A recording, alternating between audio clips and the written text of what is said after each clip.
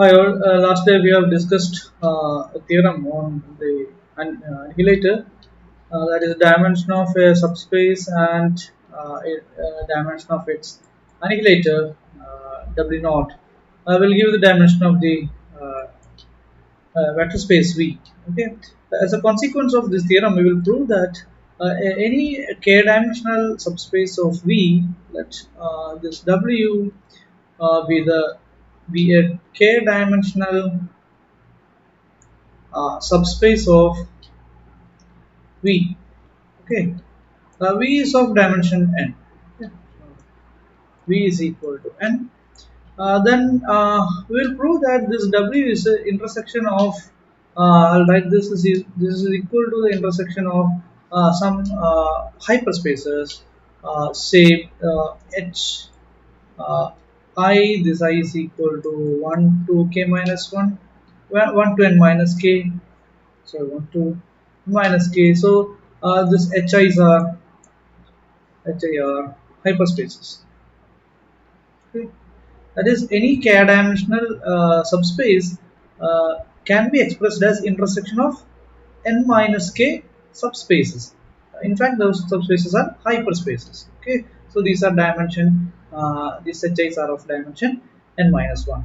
So how will you prove this? We start with the basis of W. Let alpha, as we have done in the previous theorem, alpha 1, we start with the basis of W as alpha 1, alpha 2, etc. alpha k. This is is a subset of W and itself is a basis. Now you can extend this basis to a basis of uh, V. Say the elements are alpha k plus 1. You can extend this to the basis of V. Okay, I call this as the basis B. Then you define V star, a dual basis for this, by defining f1, f2, etc., fk, comma, fk plus 1, etc., fn. Okay, here the definition is fi of alpha j is equal to delta ij. This is the definition. Now we will prove that this w is a intersection of n minus k hyperspaces. So first of all, we define hyperspaces. We define hi as the null space of f k plus I. Okay, that means this the I varies from 1 to this 1 to n minus k. Okay, so 1 to n minus k means you write this as 1, 2, etc., all the way up to n minus k. So this suffix varies from k plus 1, k plus 2, etc., k plus n minus k. So that is n. Okay, that means we are considering the null spaces of fk plus 1, null space of fk plus 2, etc., null space of fn. These are n minus k null spaces. We know that this each f1, f2, etc., fi are all non-zero linear functionals. Then these are hyperspaces. Okay, these are all hyperspaces. Hyperspaces. Since fi are all non-zero linear functions. Okay, so now our claim is this W is nothing but the intersection of all this I varies from k plus 1 to n fi. So we'll prove that our claim is this one. Okay, our subspace W of dimension k can be expressed as intersection of these n minus k subspaces. So we can easily prove this equality by proving two inclusions. W is contained in this intersection and intersection is contained in W.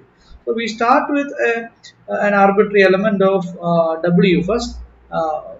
First we will prove that W is a subset of this intersection. For that we start with alpha belongs to W. As a consequence, this alpha can be written as we need to prove that alpha is an element of this intersection. So since alpha is an element of W and W has the basis alpha 1 alpha 2 etc alpha k, then this can be written as x1 alpha 1 plus etc xk alpha. Okay, then we'll prove that this alpha is an element of this intersection. So we start with fk plus 1. What is fk plus 1 of alpha? Fk plus 1 of alpha is x1 fk plus 1 of alpha 1 etc. This fk plus 1 of alpha 1 plus etc. xk of fk plus 1 of xk down fk plus 1 of alpha k. We know that all these quantities are 0 because of this definition. We have used the definition of dual basis. It is defined to be the equation Fy alpha j is equal to delta ij. So you can say that these all quantities are 0, consequently this will be 0. So we know that for any alpha belongs to W, Fk plus 1 of alpha is 0. So Fk plus 1 maps every element of W to 0. Then consequently this Fk plus 1 is an element of W naught, annihilator of W. So this is also true for Fk plus 2, Fk plus 3, etc. all the way up to this Fn. Since if you replace this Fk plus 1 to Fk plus 2, then Fk plus 2 of alpha 1 is also 0. Similarly, Fk plus 2 of alpha k equals 0. So you can replace this k plus 1 instead of this k plus 1, you can use k plus 2, k plus 3, etc. all the way up to n. So we say that this f k plus 1 of alpha equal to fk plus 2 of alpha equal to etc equal to fn of alpha equal to 0. This shows that this alpha is an element of null spaces of all of these subspaces, these null spaces. Then we can say that consequently we can say that alpha belongs to the intersection of n this fi's. Okay. Oh, in fact, this is W is a n Fi null spaces of this. Then only we can get the hyperspace. We have seen that these are null spaces. So our claim is W is equal to this intersection of these null spaces. In fact, these null spaces are hyperspaces. So W can be written as this n minus intersection of n minus k hyperspaces. So please note this is not Fi. This is n Fi, the null space of Fi. So we have seen that alpha belongs to W, alpha belongs to this intersection. Then we have one inclusion. W is contained in every element of W is an element of this intersection NF. In the similar way, we'll prove that this we'll prove that the other inclusion as well. Okay. For the other inclusion, we have alpha belongs to NF k or NFI. This I varies from k plus 1 to etc. n. Okay. Now we prove that this alpha is an element of W. Okay. So if alpha is an element of NFI, then this always a subset of this is the null space of Fi. Null space of Fi is a subset of V. Then alpha is an element of V. So each element of V can be written as x1 alpha 1 etc. xn alpha n, because this is the basis for V. So we write in this manner. But we can easily extract this x1 by applying Fi on this. Okay. So alpha is equal to this this has been proved in the theorem. In the first theorem 15, I think the theorem 15 in the first theorem in the session. Then this x1 will give f1 of alpha, this times alpha 1, f2 of alpha times alpha 2 all the way. I'll write this is fk of alpha times alpha k plus the next will be fk plus 1 of alpha times alpha k plus 1 plus etc. all the way up to n. Okay, now we consider what is this f1 of alpha.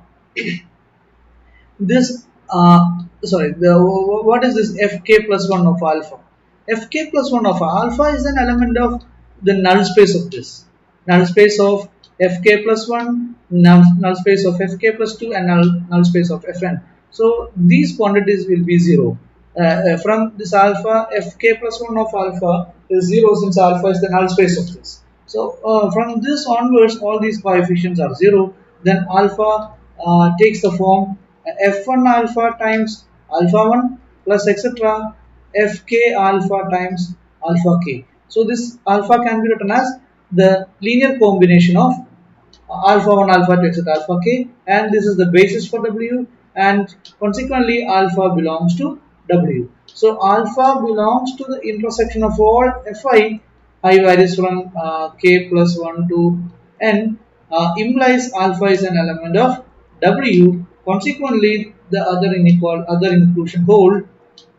That means the other inclusion is intersection k plus 1 to n, n f I is contained in W. As a consequence, or using two inclusions, you have W is the intersection of a n minus k subspaces. In fact, those subspaces are hyperspaces, that is that are obtained by considering the null spaces of these functionals obtained from taking the dual basis of alpha 1 alpha x alpha n. So this is n and this one x n f I varies over k plus 1. So this proves the first corollary. Now we will prove the second one. Now we will prove the second corollary. If W1 and W2 are subspaces of finite dimensional vector space V, then W1 equal to W2 if and only if W1 annihilator equal to W2 annihilator. So we start with two subspaces W1 and W2. We need to prove that this W1 and W2 are equal. Then one implication is very trivial. W1 naught is equal to W2 naught, because if these two are same subspaces, then the annihilator are the same. So this is trivial thing. Then we'll prove that the other implication, whenever we have W1 naught equal to W2 naught, if annihilators are the same, we'll prove that W1 equal to W2. So in order to prove this is equivalent to, this is equivalent to equivalent uh, to its contrapositive. Contrapositive. What is the contrapositive of this statement? The contrapositive is whenever this not equal to, not this is P implies Q, then not Q implies not P.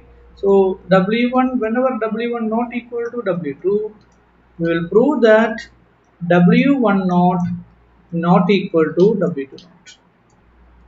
So this is the contrapositive. Whenever you prove this one, you can say that this is a hold. Then consequently, the characterization holds. That means if and only if condition holds. So we will prove that if you take a vector space V here, and there is subspaces. This is one subspace, and there is another subspace. These two are subspaces of right. We have one subspaces here, and we have another subspace. Both can be intersected. I'll take this is W2 and this is W1. These are arbitrary subspaces. We'll prove that whenever W1 not equal to W2, we prove that this annihilators are different. Okay. If W1 not equal to W2, we can say that one of these subspaces contains one vector which is not in the other. Okay, so I'll say this W2 contains an element alpha which is not in W1. Okay, this is our W1. So without loss of generality, I assume alpha belongs to W2 which is not in W1. So this alpha is a member of W2, but alpha is not a member of W1. Okay. Now we can prove that these two annihilators are not same. That means we will find an element in this W1 naught, annihilator of W1, and that element is not in W2 naught. Okay, that means so we will prove that there exists f belongs to W1 naught and that f is not a member of W2 naught. Okay, in order to find out this f, we start with the basis of W2, sorry, W1, say alpha 1, etc. Alpha k is a basis for W1. Okay, then you can extend this to the basis uh, of V. Then when you extend this, the first quantity is alpha k plus 1 is taken to be alpha. Okay, because these alpha 1, alpha 2, alpha k is the basis for W1, and then span of W1, W2, etc. Wk is nothing but W1. Span of alpha 1, alpha 2, alpha k is nothing but W1. Then alpha is outside that span because alpha is not in W1. So you can incorporate or adjoin that alpha to this set to get a linearly independent set. Okay, so this can be extended to a basis of V. So any linearly independent set can be extended to a basis of V by extending that linearly independent set to an n element linearly independent set if that dimension of V is equal to n. Then we choose immediately we choose alpha to elaborate the set because alpha is not in the span of this. Then alpha, when you incorporate this alpha, then that set is again a linear independent set. So again we include some elements of some linear independent vector to this. You can extend this as a basis for V. Okay, now we will define, I'll put it as beta B, then consider B star. You can consider the dual basis for this. Say F1, F2, etc., Fk, Fk plus 1, etc., all the way up to Fn. Okay, with the definition Fi of alpha j is equal to delta ij. Now you think about Fk plus 1. What is Fk plus 1 of alpha k plus 1? So this is 1. Okay. By definition, Fk plus 1 of alpha k plus 1 is equal to 1. That is Fk plus 1 of alpha is equal to 1. This implies Fk plus 1 does not belong to W2 naught because this alpha is an element of W2, but image of that alpha under Fk plus 1 is 1, that is not equal to 0. So this Fk plus 1 never be an element of W2 naught. Okay, now we will prove that Fk plus 1 is an element of W1 naught. That is because if we choose an element alpha belongs to W, then this alpha is a linear combination of this much vectors. Okay, so I'll write it as some x1 alpha 1 plus etc xk alpha k. Okay, if we choose an element alpha from W1, this is W1, W1, then alpha is equal to linear combination of these much elements. Then you evaluate this Fk plus 1 of alpha. What is Fk plus 1 of alpha? That is x1 Fk plus 1 of alpha 1 plus etc xk Fk plus 1 of alpha k. By this definition, you can prove that these quantities are all 0. Okay, now you can get this is equal to 0. That means Fk plus 1 of alpha equal to 0. Okay, for all alpha belongs to W1. Consequently, this Fk plus 1 is an element of W1 naught. Now you can get a linear functional Fk plus 1 which is not in W2 naught, but that is an element of W1 naught. Okay, so this shows that W 1 naught not equal to W2 naught. That means whenever W1 not equal to W2, we can get W1 not equal to W2 naught. So this implies the other implication. Then theorem 2. This proves theorem 2. Okay, so with this theorem 2, we conclude section 3.5 linear functionals. Okay, the next session we will there are some examples are there, example 23 and all. So you please try to work it out, and there are some exercise problems. And after that we will discuss in the exercise problem. The 11th one is very important, that can be asked in semester exams.